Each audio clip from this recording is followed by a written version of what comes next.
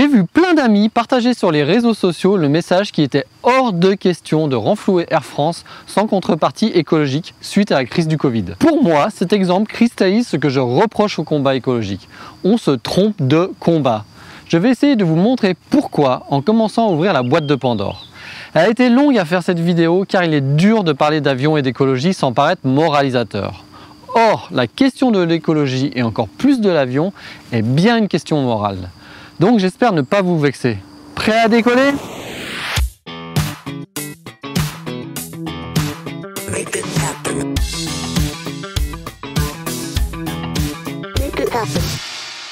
D'abord, un petit rappel en chiffres pour que l'on comprenne l'ampleur du problème de l'aviation. Un Français émet en moyenne 11,9 tonnes d'équivalent CO2 par an avec les produits importés. Un enfant qui naît aujourd'hui dans l'hypothèse où il vivrait 85 ans ne devra pas dépasser 2 tonnes de CO2 par an dans le cas du scénario de plus 2 degrés du réchauffement climatique et 0,8 tonnes en cas de réchauffement maintenu à 1,5 degré. Ce qui revient à se rapprocher des émissions par habitant des Indiens. 1,9 tonnes par an. Or, un aller-retour Paris-New York émet environ 1 tonne de CO2. Donc on retient de ça que si tu fais un aller-retour Paris-New York, tu aurais en théorie consommé la moitié du CO2 que tu devrais émettre en un an. Or, tu dois encore te nourrir, te chauffer, t'habiller, etc.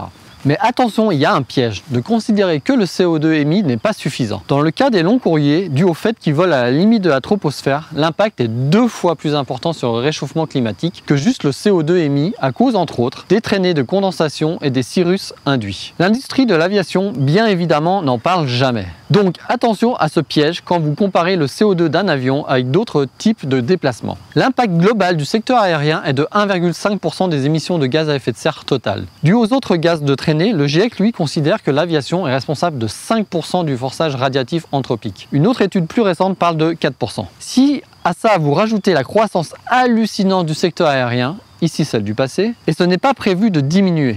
D'après l'Association du transport aérien international, les tendances actuelles dans le transport aérien suggèrent que le nombre de passagers pourrait doubler d'ici 2037 pour atteindre 8,2 milliards. On peut conclure que l'on a un grave problème avec l'avion. Maintenant que l'on a posé le décor, on va au cœur du problème. Pensez le réel. Quand on veut trouver des solutions pour l'écologie, à mon avis, l'erreur principale que l'on fait tous, ce n'est pas de penser le réel.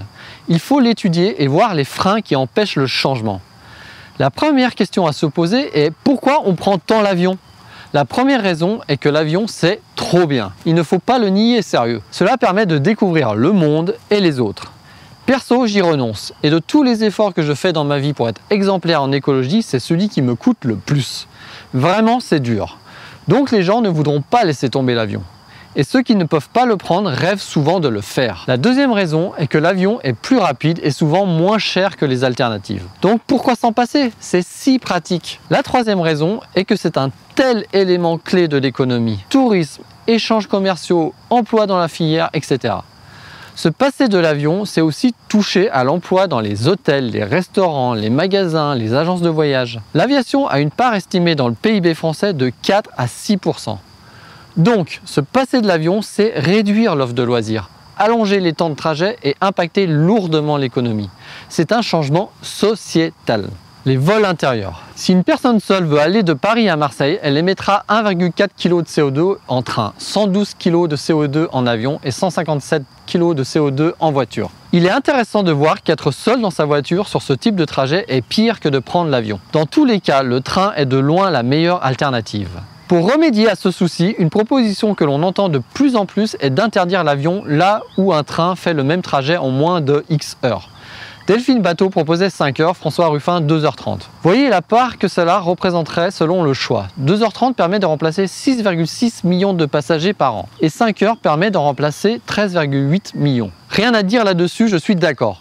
C'est tout à fait discutable de prendre l'avion au lieu du train pour gagner 1 heure. Si on est à 1 heure près pour un voyage, c'est que d'après moi, on a un problème dans sa vie. Par contre, on voit ici que malgré cette mesure, il restera des trajets en avion, car ils ne peuvent pas être tous parcourus en train en moins de 5 heures. Dans ce cas, l'avion peut être intéressant car moins polluant que la voiture si la voiture ne transporte que le conducteur.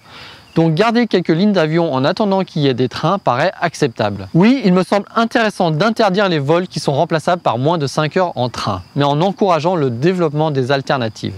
Je dis bien en interdisant. Mon Dieu, quel gros mot!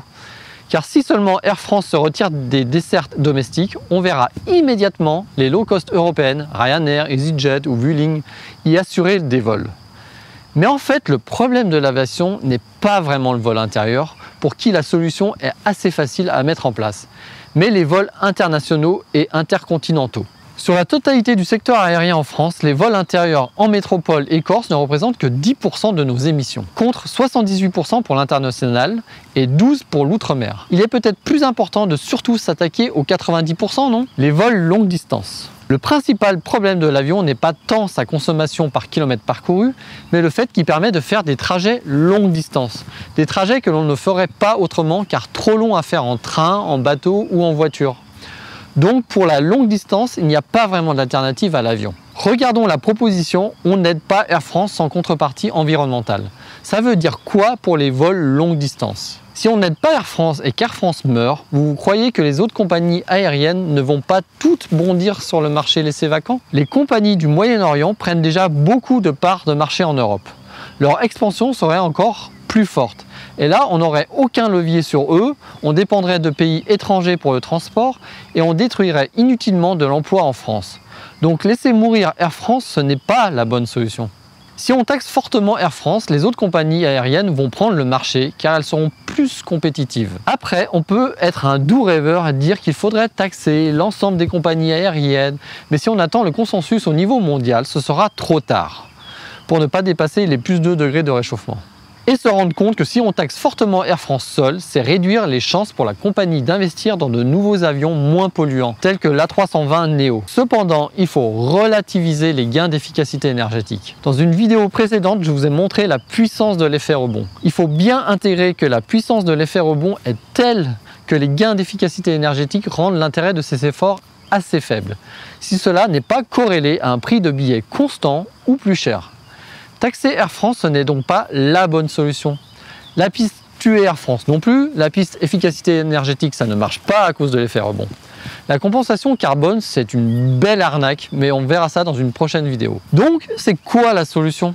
Eh bien, c'est se poser la bonne question. Je trouve ça fascinant comment on tourne autour du pot pour ne pas poser le vrai débat. Le problème, ce n'est pas Air France, Airbus ou les lobbies. Le problème, c'est certains d'entre nous.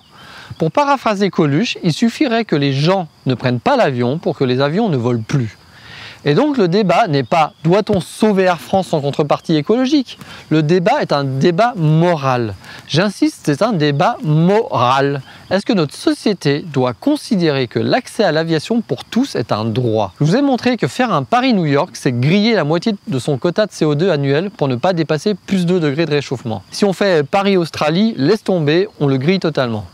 Donc, si je reformule mieux, le vrai débat que l'on devrait avoir est: est-ce que le besoin de prendre l'avion aujourd'hui justifie la mise en danger des générations futures? Il est là le débat.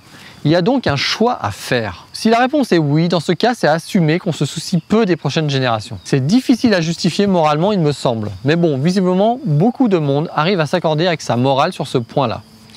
Néanmoins, la solution est certes dans les choix individuels qui sont importants, mais elle est surtout politique. L'essor de l'avion est aussi dû à des aides politiques. Aide pour avoir un aéroport pour rendre son territoire plus attractif. Aide pour attirer des compagnies low cost. Des décisions politiques qui attaquent le train et le fret ferroviaire. Fiscalité allégée. Vous vous rendez compte que la TVA sur les billets n'est que de 10%? Alors que ce sont essentiellement des gens aisés qui prennent l'avion, il n'y a aucune taxe carbone individuelle qui serait certes imparfaite, mais au moins pour que les billets d'avion soient plus chers que les billets de train. Quant aux entreprises, qu'elles arrêtent d'envoyer leurs employés à l'autre bout du monde, quand une réunion Skype peut souvent suffire, comme le montre la période du Covid-19. Et pourquoi finalement politiques et dirigeants d'entreprises ne le font pas? Car souvent ce sont eux qui en profitent le plus. Deuxième réponse possible. Non, ce n'est pas acceptable et dans ce cas, on interdit aux Français de prendre l'avion, sauf dans certains cas qu'on juge indispensables. Pour info, 60% des voyages effectués dans les aéroports français le sont pour motifs personnels, vacances, loisirs, privés. Interdire peut paraître dingue dit comme ça, mais premièrement, l'aviation ne concerne qu'une petite partie de la population et deuxièmement, la loi interdit déjà des activités au nom de l'écologie. Faut-il interdire plus au regard de ce que nous montrent les scientifiques? Et là, on touche l'un des premiers tabous de l'écologie. Dans une démocratie qui met la liberté au-dessus de tout, Interdire semble illusoire, mais faut-il vraiment écarter cette possibilité? Autre réponse, non. Et on doit réduire au maximum l'impact pour préserver un minimum les générations futures, sans interdire totalement. On entend souvent, dans ce cas, deux propositions. L'éducation, ceux qui ont foi en l'humain et l'éducation pensent que l'on peut y arriver en expliquant les choses. Or, les groupes sociaux les plus éduqués sont ceux qui ont le plus conscience du réchauffement climatique. Et pourtant, ce sont eux qui ont le pire bilan carbone. Quasi tous les jeunes de 20 à 30 ans que je connais, qui ont fait la marche pour le climat, ont pris l'avion dans les 6 mois qui suivaient. Et pourtant, ils ont beau savoir, ils continuent en me disant « Oui, je sais, mais c'est trop bien de voyager ». D'après les sondages, la grande majorité des Français sont au courant du réchauffement climatique. Malgré ça, et malgré le Fluxcam, la honte de prendre l'avion en Suède, les Européens n'ont jamais autant pris l'avion. Donc arrêtons de croire que l'éducation est une solution pour le plus grand nombre.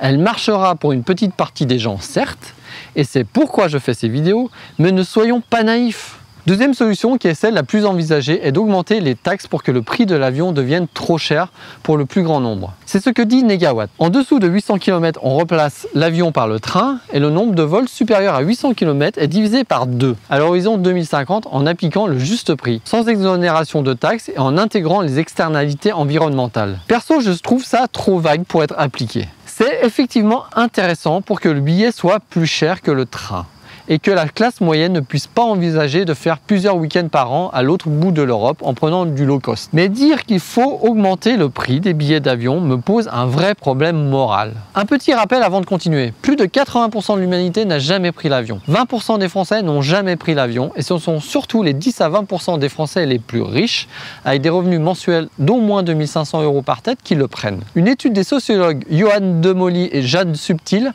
a montré que le low cost a permis à la classe moyenne de prendre l'avion. Elle a aussi permis aux classes supérieures de voyager encore plus et de banaliser l'avion. Cette évolution permet aussi aux classes supérieures d'aller plus loin car ils sont surreprésentés sur les vols long courriers. Donc l'avion, c'est quand même surtout une histoire de gens aisés. Donc si on augmente le prix des billets, ça revient à dire qu'une élite achète un droit à polluer. Un droit humain auquel seule une petite minorité peut accéder, c'est pas un droit humain, mais un privilège.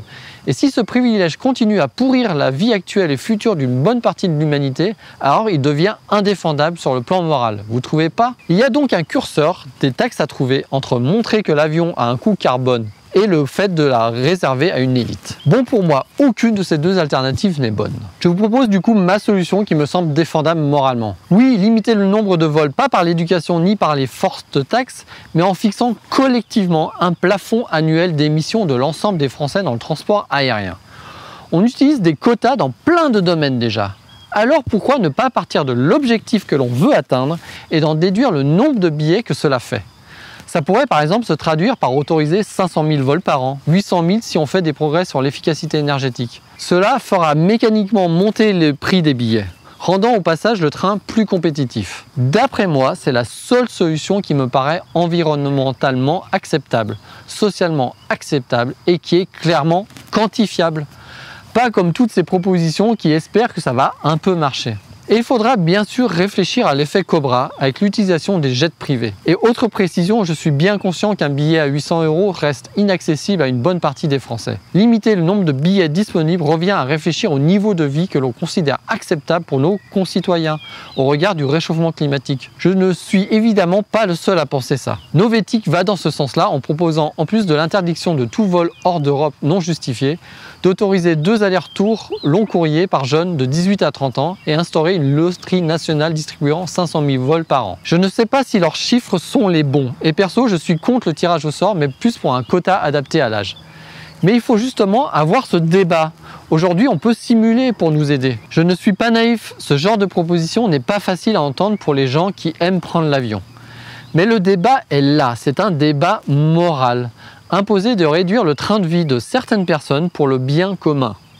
La plupart des gens ne verraient aucun problème à interdire les jets privés des milliardaires qui sont des aberrations climatiques. Du point de vue d'un pauvre, c'est-à-dire la majorité de la planète, quelle différence y a-t-il entre un jet privé d'un milliardaire et l'avion de ligne que prend un Européen moyen? Les deux lui sont inaccessibles et les deux pourrissent le climat.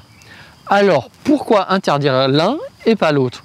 Où est-ce que l'on place le curseur des émissions légitimes? Battez-vous sur un plan moral. Mais pour ça, il faut déjà bien poser le problème, comme j'ai essayé de vous le montrer. Et puis, si on veut réussir ce tour de force, cela risque de passer par une renationalisation d'Air France pour que ce soit les citoyens qui contrôlent cette machine à rêve et à destruction. Non, le débat n'est pas sur faut-il sauver Air France sans contrepartie environnementale, car on l'a vu, ça n'a pas beaucoup de sens. Arrêtez de croire que l'on va s'en sortir par la seule éducation, bien que celle-ci sera nécessaire pour gagner le débat moral. Arrêtez de croire qu'en taxant on y arrivera mieux. Arrêtez de croire qu'en tuant Air France cela changera quelque chose. Arrêtez de croire qu'on y arrivera sans rogner sur nos libertés. Arrêtez d'attendre qu'on arrive à un consensus international pour agir. Ma proposition n'est pas l'interdiction qui serait de toute façon rejetée, mais le partage en décidant la quantité de billets d'avion que l'on doit distribuer. Utilisons des quotas. Mon slogan serait « Partageons équitablement un plus petit gâteau ». Et bien sûr, ne pas oublier de trouver des solutions pour accompagner les transformations des secteurs économiques affectés. Je suis désolé, je pense que j'ai perdu la moitié des gens qui m'aimaient bien. Les Laurent Alexandre et consorts me traiteront de Khmer vert. Mais avez-vous une autre solution chiffrée, socialement plus acceptable dans une démocratie et qui puisse sauver nos fesses? On attend qu'il n'y ait plus de pétrole?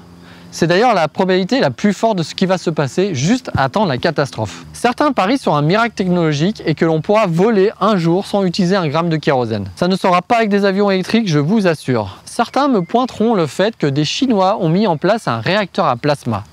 Mais en attendant que ce miracle fonctionne, on fait quoi? Mais au fond, si ma proposition vous déplaît, c'est parce qu'elle va à l'encontre de l'image du bonheur que vous vous faites. J'ai une question pour vous qui mérite d'y réfléchir plus que 2 minutes. Est-ce vraiment votre vision du bonheur ou celle des publicitaires?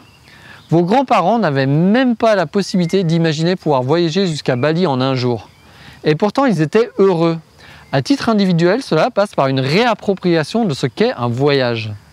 Les penseurs grecs ont pour beaucoup confronté leurs idées, se sont enrichis pendant le voyage. Pas une fois à destination, mais pendant le voyage, c'est-à-dire le déplacement. Car c'est aussi un moment de rencontre, d'expérience, de passer du temps dans un transport. Personnellement, cet été, je pars sur une île avec 5 heures de train et 10 heures de bateau. Je sais déjà quel livre et quel projet je vais pouvoir réaliser pendant ce temps.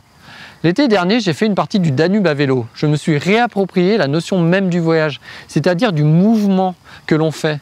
Je vous assure qu'il y a un intérêt à ce qu'il soit lent, car c'est une vitesse nécessaire à digérer les choses et devenir plus sage. Voilà, je m'arrête là pour ne pas faire de philosophie de bas étage. Je remercie ceux qui m'ont aidé à préparer cette vidéo, car c'était dur de ne pas paraître moralisateur. J'espère y être arrivé. L'aviation n'était qu'un exemple qui permettait d'ouvrir un peu plus la boîte de Pandore de l'écologie. Et on verra comment généraliser ce raisonnement en l'ouvrant complètement. Merci pour votre temps de cerveau disponible. En attendant, revisitez votre imaginaire sur la notion de voyage et n'hésitez pas à partager la vidéo car on a un débat à gagner. Arvi pas!